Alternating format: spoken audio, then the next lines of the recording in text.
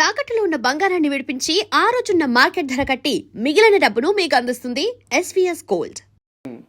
సారథి studios ఈరోజు అమీర్పేటలో హైదరాబాద్ నడిబొడ్డులో, అంటే నేను కమర్షియల్గానే మాట్లాడుతున్నాను. అద్భుతమైన ల్యాండ్, కనీసం 1000 కోట్ల ఆస్తి అది. అవునండి, మీదే అది. అవునండి. అంటే యాక్చువల్ బేసికల్గా మా ఫాదర్ మొదటి నుంచి డిస్ట్రిబ్యూటర్, చెప్పాను కదా, నవయుగ ఫిలిమ్స్. అవును, నవయుగ సంస్థ అనేది టాప్ మోస్ట్ డిస్ట్రిబ్యూషన్ సంస్థ ఇన్ ఆంధ్రప్రదేశ్. ఈ రోజుల్లో లాగా జిల్లాల వారీ కాదు, అప్పుడు టోటల్ ఆంధ్రప్రదేశ్. అవును, 3 ఏరియాలకి ముగ్గురు ఉండేవారు. మా పెద్దనాన్నగారేమో విజయవాడలో ఉండేవారు, హెడ్ ఆఫీస్ అది. మా నాన్నగారేమో గుంటకల్లో ఉండేవారు. సో అందుచేత నేను గుంటకల్లోనే పుట్టా. నేను చదువుకునేది 8th క్లాస్ వరకు గుంటకల్లోనే చదువుకున్నాను. ఆ తర్వాత సారథి స్టూడియోస్ తీసుకోవాల్సిన పరిస్థితి వచ్చింది. ఎందుకంటే అక్కినేని నాగేశ్వరరావు గారు ఎన్టీ రామారావు గారి అపోజిషన్ భరించలేక హైదరాబాద్ వెళ్ళిపోయి షిఫ్ట్ అయిపోదామని డిసైడ్ చేసుకున్నాడు. ఆయన భరించలేక కాంపిటీషన్కే. ఎందుకంటే ఆయన డామినేటింగ్ అప్పుడు. ఎక్కువ సంస్థలు, ఇప్పుడు విజయవాహిని అంటే కంప్లీట్గా రామారావు గారి సినిమాలు. ఓకే, ఆయనకి ఎప్పుడు కూడా కాంపిటీషన్ ఉండేది వీళ్ళిద్దరికి. బట్ ఆయన ఎప్పుడు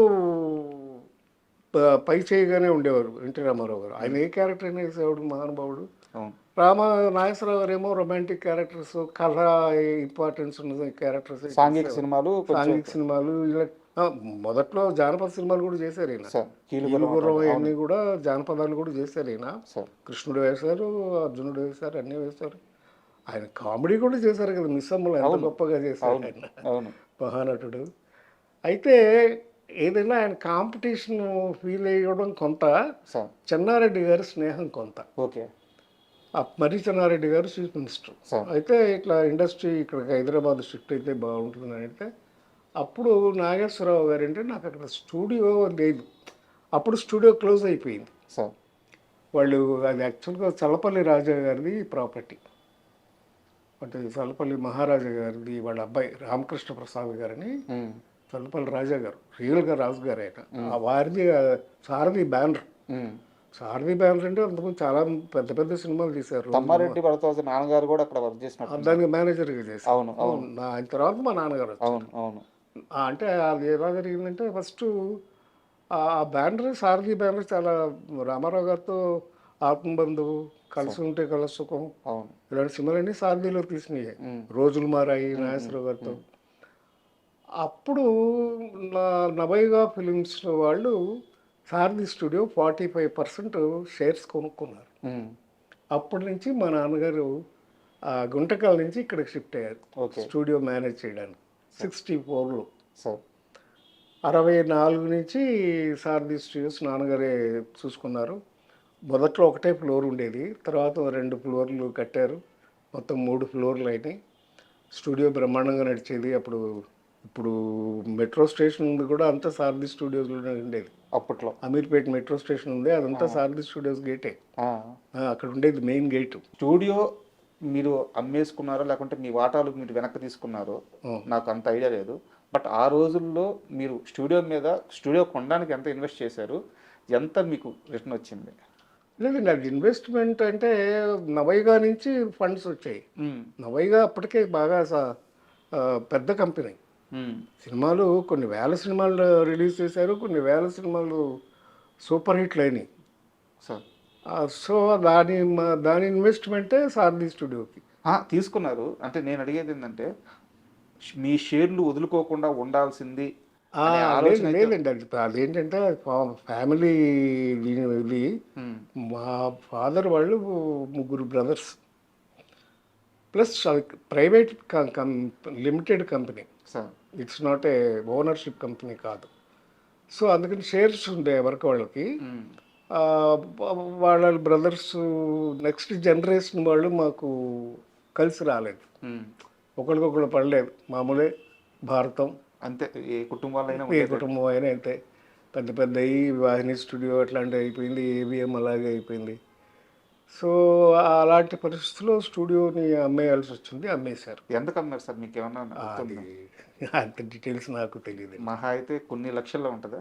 లక్షల కోట్లు కదండి, 12 ఎకరాలు. ఆహా, మీరు అమ్మినప్పుడు మేము అమ్మినప్పుడే కోట్లండి. అప్పుడే కోట్ల? 80s మేము అమ్మింది ఎప్పుడు 84లో, 80s తర్వాత. ఆ, 80s తర్వాత కదా మేము అమ్మింది. కొన్నది ఎప్పుడు 64లో. ఇప్పుడైతే వేల కోట్లు ఉంటాయి. అంతే కదండి మరి. అంటే అప్పట్లో మాకు డివిజన్ మాకు అది ఒకటే ప్రాపర్టీ కాదు, ఇంకా ఉండేది సరోవర్ హోటల్ ఉండేది. సార్ షాపూర్ వాడి అని సెక్రటరియట్ ఎదురుగా సరోవర్ హోటల్ అని ఉండేది.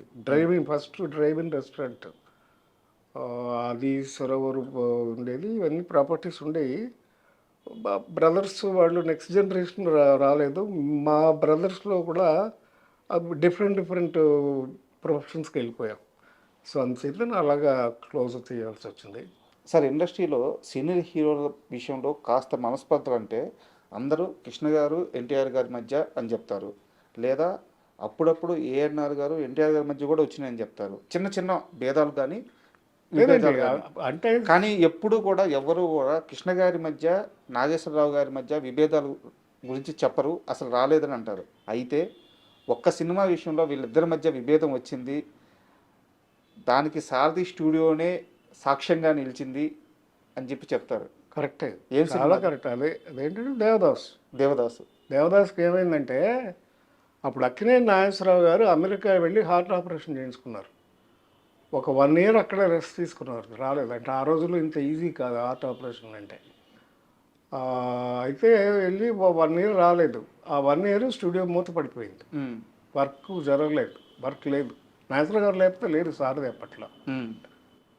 దాంతో ఏమైంది, లేబర్ ప్రాబ్లం వచ్చింది. లేబర్ ప్రాబ్లం వస్తే పి జనార్దన్ రెడ్డి గారికి మా ఫాదర్కి క్లాష్ వచ్చి, మా ఫాదర్ మేనేజ్మెంట్ అప్పుడు స్టూడియో. మా ఫాదరు స్టూడియో మూసేశారు, క్లోజ్ చేశారు. నాగేశ్వరరావు గారు తిరిగి వచ్చారు అమెరికా నుంచి. రాకముందే ఏమైంది, ఈలోపు ఎట్లాగైతే నాగేశ్వరరావు గారి సినిమాలు ఎక్కువ మేము నవైగా చేసామో, మా సిస్టర్ కన్సర్న్ శ్రీ ఫిలిమ్స్ అని ఉంది, దాంట్లో కృష్ణ గారి సినిమాలు ఎక్కువ చేశారు, రిలీజ్ చేశారు అన్నీ. కృష్ణ గారి ఫస్ట్ పిక్చర్ నుంచి అగ్ని సాక్షి అక్కడి నుంచి చాలా సినిమాలు, కృష్ణ గారి సినిమాలు కూడా వాళ్ళ సొంత సినిమాలు, పద్మాలయ సినిమాలు. అసలు ఆయన ఫస్ట్ లేత మనసులు రిలీజ్ చేసిందే తేనె మనసులు, నా శ్రీ ఫిలిమ్స్. బాబు మూవీస్ మంచి మనసులు, మూగు మనసులు, తేనె మనసులు, ఇవన్నీ కూడా నవైగాను శ్రీ ఫిలిమ్స్ రిలీజ్. కృష్ణ గారి వచ్చి పద్మాలయ సినిమా పద్మాలయ బ్యానర్లో తీస్తుంటే శ్రీ ఫిలిమ్స్ మేము రిలీజ్ డిస్ట్రిబ్యూషన్ తీసుకున్నాం. నాగేశ్వరరావు గారు చాలా సీరియస్ అయ్యారంట. ఆయన కోపం వచ్చింది. అప్పుడు అమెరికా నుంచి తిరిగి వచ్చేసరికి తిరిగి వచ్చారు, ఇట్లా సినిమాకి రెడీ అయిపోతుంది, ఇక్కడ అయిపోయింది డిస్ట్రిబ్యూషన్ మా శ్రీ ఫిలిమ్స్. అప్పుడు ఆయన కోపం వస్తే ఏం చేశాడు, ఆయన పాత దేవదాస్ నెగిటివ్ కొనుక్కొచ్చారు. ఆయనకి ఎవరో సలహా ఇచ్చారు, ఆయనకే వచ్చిందా మరి, తీసుకొచ్చి పాత దేవదాస్ని రిలీజ్ చేశారు కొత్త దేవదాస్ మీద. కొత్త దేవదాస్ ఫ్లాప్ అయింది, పాత దేవదాస్ 100 రోజులు ఆడింది.